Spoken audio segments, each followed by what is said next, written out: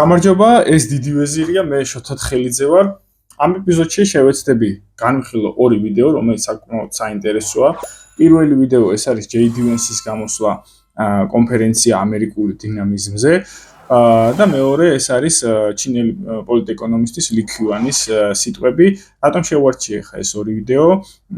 ეს ორი ვიდეო მეტნაკლებად კარგად ხსნის შეერთებული შტატების საგარეო პოლიტიკის ცვლილებას, დონალდ ტრამპის საგარეო პოლიტიკის ცვლილებას გარკვეული მიმართულებებით, თუ რატომ იქცევა ის კონკრეტულად ეკონომიკური მიმართულებებით ამგვარად, მაგალითად ის რომ აწესებს ტარიფებს და საკუთარ მოკავშირეებთანაც არის საკმაოდ კაცრი საგარეო პოლიტიკით გამოირჩევა და ასევე თუ რატომ არის ის ესეთი ტერიტორიულ ექსპანსიაზე მიზანმიმართული, გულისხმობ გრენლანდიის, კანადის, პანამის არხის დაკავებასთან დაკავშირებით.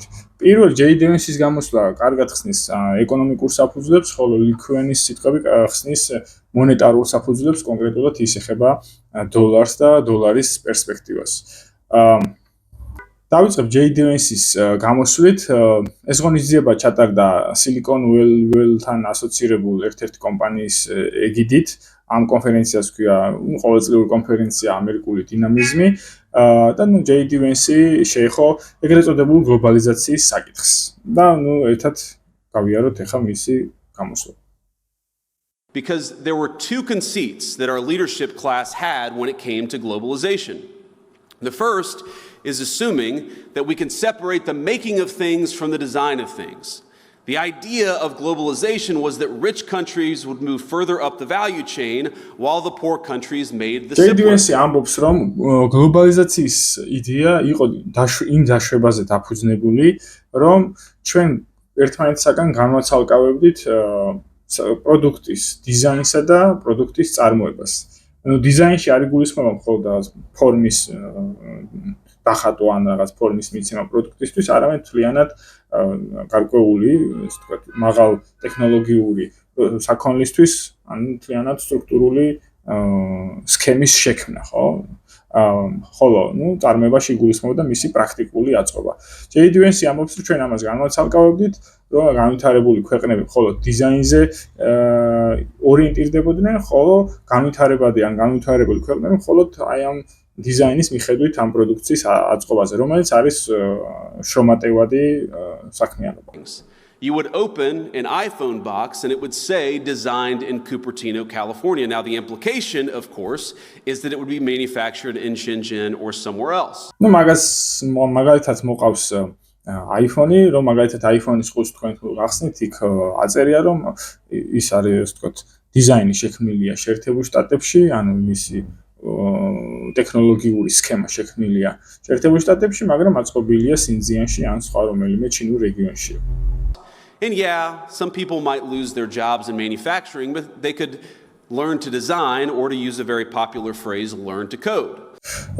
Vance ახსენებს, რომ მსგავს გადაწყვეტას გლობალიზაციის მსგავს სქემას ჰქონდა ერთი დიდი მინუსი, რომ მაგალითად ამ განვითარებულ ქვეყნებში შრომითი ძალა უმუშევარი დარჩებოდა, აი ამ საწარმოო სექტორის შრომითი ძალა დარჩებოდა უმუშევარი, თუმცა მოხდებოდა მათთვის ახალი კვალიფიკაციის მიცემა, იქნებოდა იგივე ამ დიზაინზე მუშაობა, ან კოდირება, ან ესეთი უფრო მაღალ ტექნოლოგიურ საქმიანობები.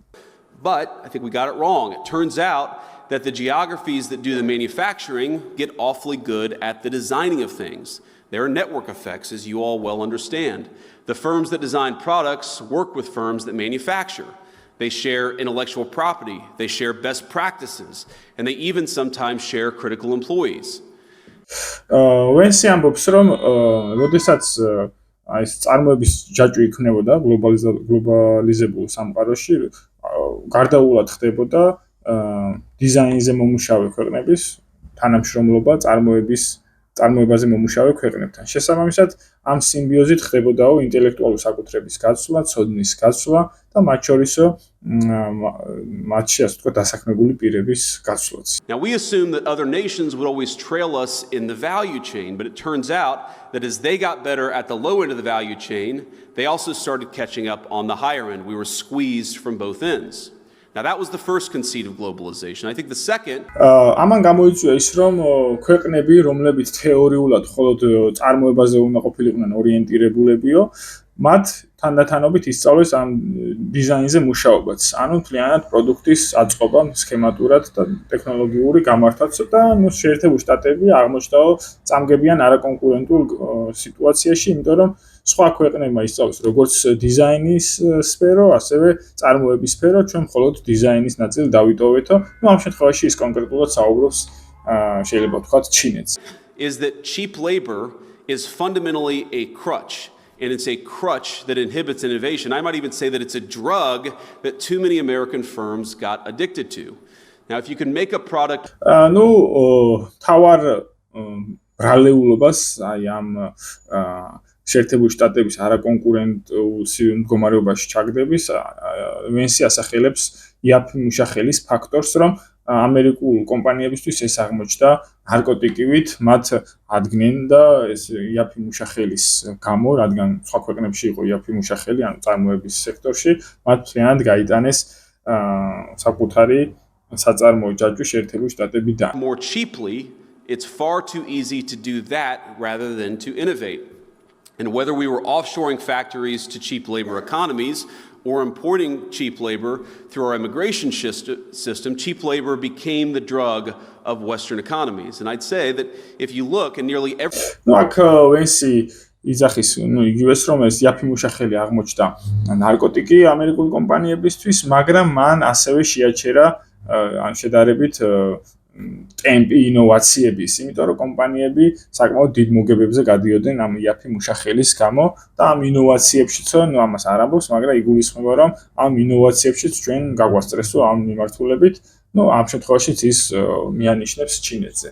ზოგადად რომ შევაფასოთ ახლა JD Vance-ის გამოსვლა, ეს რეალურად არის სკანდალური აღიარება, იმიტომ რომ ის რეალურად იძახის, რომ გლობალიზაცია გათვლილი იყო არა იმისთვის, რომ საერთაშორისო ასპარეზზე ყველა ქვეყანას გარკვეული კეთილდღეობა მიიღო, ან რაღაც განვითარება მოეხდინა, არამედ გლობალიზაცია იყო ორიენტირებული იმისთვის, რომ გარკვეული იერარქია, ეკონომიკური იერარქია შენარჩუნებული იყო საერთაშორისო სისტემაში, რომ მაგალითად განვითარებული ქვეყნები მხოლოდ აი ამ დიზაინზე, პროდუქტის სქემის შექმნაზე იმუშავებდნენ, სადაც ასე ვთქვათ, ცოდნა იწარმოება, ხოლო დანარჩენი განვითარებადი ან განვითარებული ქვეყნები მხოლოდ მის პრაქტიკულ აწყობაზე იქნებოდნენ ორიენტირებულებიო, ანუ ესეც არის იმიტომ ვიძახე სკანდალური აღიარება, დაახლოებით იგივე ეს არის ეკონომიკურ სფეროში სკანდალური აღიარება, რაღაც პოლიტიკურ სფეროში შეიძლება ეს იყო რამდენიმე წლის წინ ევროკავშირის საგარეო საქმეთა მინისტრი, ასე ვთქვათ, ჟოზეფ ბორელის განცხადება, რომ მაგალითად ევროპა არის ბაღი და დანარჩენი ქვეყნები არის ჯუნგლები. JD Vance-ის ეს სიტყვაც რომ შევახამოთ აი ამ ჟოზეფ ბორელის თქმას, ეს არის რომ ბაღი მხოლოდ ცოდნაზე იქნებოდა ორიენტირებული, ხოლო ფიზიკურ შრომაზე და წარმოებაზე იქნებოდნენ, ასე ვთქვათ, ბაღის მიღმა მყოფი ქვეყნები. რეალურად ეს არის კიდევ იმ გაგებით მნიშვნელოვანი გამოსვლა, რომ შეერთებული შტატები თავადვე უარს ამბობს თავისივე მიერ შექმნილ გლობალურ ეკონომიკურ სისტემაზე, გულისხმობ გლობალიზაციაზე, რადგან როგორც Vance იძახის, გლობალიზაციამ არათუ ეს სტატუს-კვო შეინარჩუნა, არამედ პირიქით ჩვენ ამ შემთხვევაში განვითარებული ქვეყნები ჩაგვაყენა არაკონკურენტულ სიტუაციაში და აღმოჩნდა ისე, რომ სხვა ქვეყნებმა ამით ისარგებლეს და განვითარდნენ ისე, რომ ჩვენ რეალურად ვიჭირს ამ მომენტში მათი დაწევა. ძირითადად აქ მაინც არის ესე ვთქვათ საუბარი ჩინეთზე. ესეც არის რეალურად კრიტიკა თავისუფალი ვაჭრობის, თავისუფალი კაპიტალის თავისუფალი მიმოცვლის, ცოდნის თავისუფალი მიმოცვლის და ასე შემდეგ. ანუ რეალურად JD Vance გარკვეულწილად პროტექციონისტულ შეიძლება ეკონომიკის რაღაც ელემენტებს აანონსებს ამ მიმართულებით. შემდგომი ვიდეო ეს არის, როგორც გითხარით, ჩინელი პოლიტეკონომისტის ალი კიუანის სიტყვები, რომელიც უკვე გლობალურ პოლიტიკას ხსნის მონეტარული საფუძვლებით. ანუ რატომ შეიცვალა გეოპოლიტიკა ასე სწრაფად და რატომ ცვლის დონალდ ტრამპი ესე უხეშად უკვე აქამდე არსებულ საერთაშორისო სისტემას და ამის მიზეზებს ასახელებს და საკმაოდ საინტერესოა მისი ამ შემთხვევაში მოსმენა. Audience have been asking me about what exactly Donald Trump and Elon Musk aim to accomplish. Some Chinese refer to this as the Cultural Revolution moment of the United States, a power grab. But to grab power from who? Where is? ბევრი კითხულობსო ჩინეთშიცო რომ რას ურთ დონალდ ტრამპს და ილონ მასკს. მათ ურთო ძალაუფლების მოხვეჭა, მაგრამ ვისგან ეს ძალაუფლება და რომელი ძალაუფლების მოხვეჭა? The power. What is the power? Today I'm going to talk about what matters the most. Is the financial monetary power. მე გესაუბრებით თუ რა ძალაუფლება იგულისხმება ამაში და ამობს რომ ეს არის შეერთებული შტატების მონეტარული ძალაუფლება. And I believe that's what they wanted the most. There are two vital elements of this financial monetary power. First one is the authority to collect tax. Second one is the authority to issue currency. ზოგადად მონეტარული ძალაუფლების ორი გაგება არსებობს, რომ ერთი გადასახადების აგრეფა და მეორე ვალუტის ბეჭდის ძალაუფლება. There are generally two directions of approach. Rescuing the current US dollar or abandoning it and establish a new currency. A new digital central bank cryptocurrency perhaps. On the surface, the US debt is $37 trillion. But the reality is that the debt which belongs to the American surrounding the US dollar is roughly $230 trillion. ლიქოვანი ამბობს რომ დოლარი იმყოფება კრიტიკულ სიტუაციაში, გამომდინარე იქიდან რომ ოფიციალურად არის გაცხადებული რომ შეერთებული შტატების საგარეო ვალი არის ზოგადად ვალი არის 36 ტრილიონი, მაგრამ არაფორმალურად ეს ვალი დაახლოებით 230 ტრილიონს უტოლდება. Can one person truly understand the true value of the US dollar today?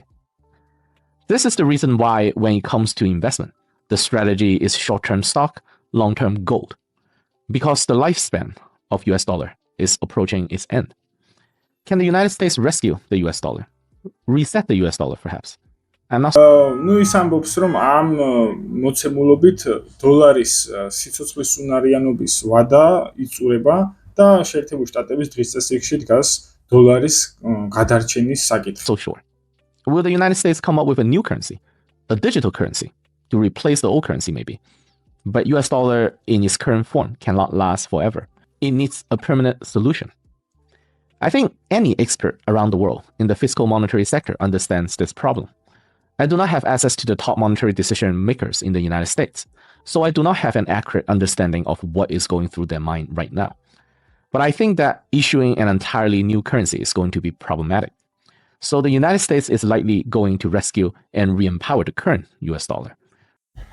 ამერიკის დღის წესრიგში დგას თვითონ რამდენიმე გზა აქვს ამ შემთხვევაში დოლარის კრიზისის თავიდან ასარიდებლათო, ან უბრალოდ ახალი ვალუტა დაბეჭდოს, ან რაღაც ციფრული ვალუტაზე გადავიდეს და ამ შემთხვევაში ლიქოვანი ამბობს, რომ შეერთებული შტატები აირჩევს დოლარის გადარჩენის გზას. So that should be the preferred strategy. But how can it be accomplished? The tariff trade war is the first step, part of the entire plan. Acquiring and annexing Greenland and Canada, and perhaps Mexico as well in the future, all these geopolitical decisions is part of the process to save and rescue the US dollar. I believe this. ლიქოვანი ამბობს, რომ კანადის შემოერთების პოლიტიკას და გრენლანდიის ანექსიის პოლიტიკას და ასევე ტარიფების დაწესების პოლიტიკას ზუსტად არის დოლარის გადარჩენისკენ მიმართული ნაბიჯები, გამომდინარე იქიდან, რომ ამ მსგავსი გეოპოლიტიკური სვლებით დოლარზე მოთხოვნა გაიზრდება. This effort to rescue the US dollar is not enough. It is a pointless endeavor because the country US needs to incorporate needs to be a huge economic body. How big it needs to be, you asked? It needs to be an economic body of over $15 trillion of annual GDP. There's only მაგრამ დოლარის გადარჩენა ესეთი მარტივი არ არისო, იმისათვის რომ ეს სტაბილურობა შეინარჩუნოს დოლარმა, შეერთებულ შტატებს სჭირდება დიდი ქვეყნის ინკორპორირება საკუთარ ეკონომიკურ სისტემაშიო, ისეთის როგორც არის მაგალითად 15 ტრილიონიანი მთლიანი შიდა პროდუქტის მქონე ქვეყანაო. ასეთი ქვეყანა არის ჩინეთიო, ამბობს ლიქოვანი. One country in the world with that size of economy outside of the United States. That's China. Only an economy body as big as China can rescue the US dollar. But can today's United States, the current administration, the current regime, Can it get China to rescue the US dollar, to recharge the US dollar's value, to empower? ნუ ამ შემთხვევაში მხოლოდ ჩინეთს შეუძლია დოლარის გადარჩენა, მაგრამ აქ დგას კითხვა, რამდენად არის მზად შეერთებული შტატები ამისათვის, რომ ჩინეთი დაეხმაროს ამაში. The US dollar again. I think the United States has missed the window of opportunity to pursue China in order to rescue the US dollar. Today's China is already too powerful and too informed about what is going on. It has become too smart to fall into this trap. All other strategy. ნუ ლიქოვანი ამბობს, რომ შესაძლებლობების ფანჯარა ხელიდან გაუშვა შეერთებულ შტატებმა ამისათვის, რომ დღეს ჩინეთი უკვე საკმაოდ ძლიერი ქვეყანაა და აი ამ მსგავს მახეში ის აღარ გაებმერა. Can only postpone the inevitable demise of the US dollar. Provoking war in other regions around the world can help capital inflow to the United States. Yes, that's correct. But that's only a short-term solution and does not solve the root problem. Americans want to გარკვეულ სამხედრო კონფლიქტებს მსოფლიოს სხვადასხვა წერტილში შეუძლიაო კაპიტალის ინვესტიციები გაზარდოსო შეერთებულ შტატებში, თუმცა ეს არ არის გრძელვადიანი გადარჩენის გეგმა, ეს არის მოკლევადიანი გადაწყვეტა პრობლემის. Strategic rivalry between China and US is no longer just a competition between two countries, but two ecosystems. It is no longer China trying to bargain with its unipolar master under the United States global hegemonic roof, but competition between two separate independent powers. The competition is now also.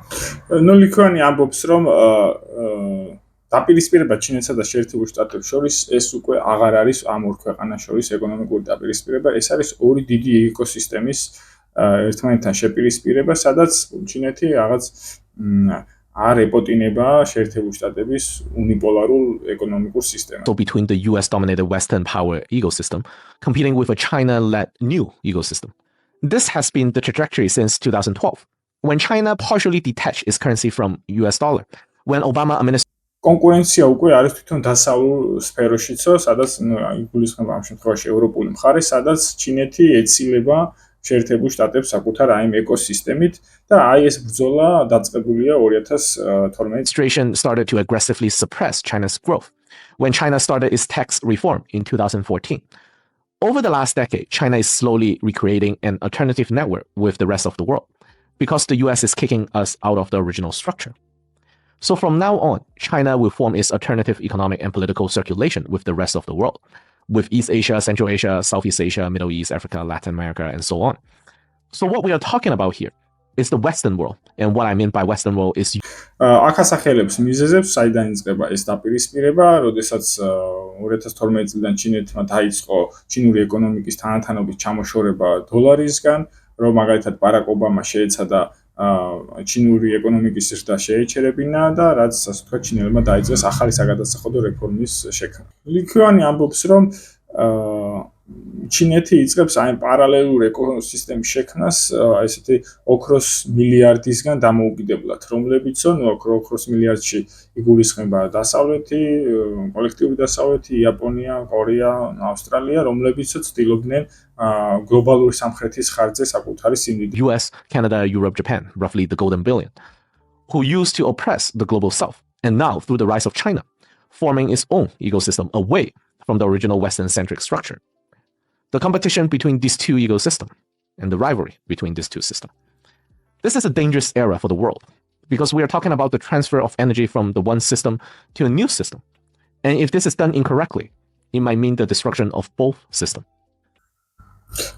ლიქოვანი ამბობს, რომ ეს ეპოქალური ტრანსფორმაციის პროცესში ვართ, როდესაც ენერგიაო ერთი ეკოსისტემიდან გადადის მეორე ეკოსისტემაში და ეს ტრანზიცია თუ არასწორად მოხდა, შეიძლება გამოიწვიოს ორივე ეკოსისტემის ჩამოშლა.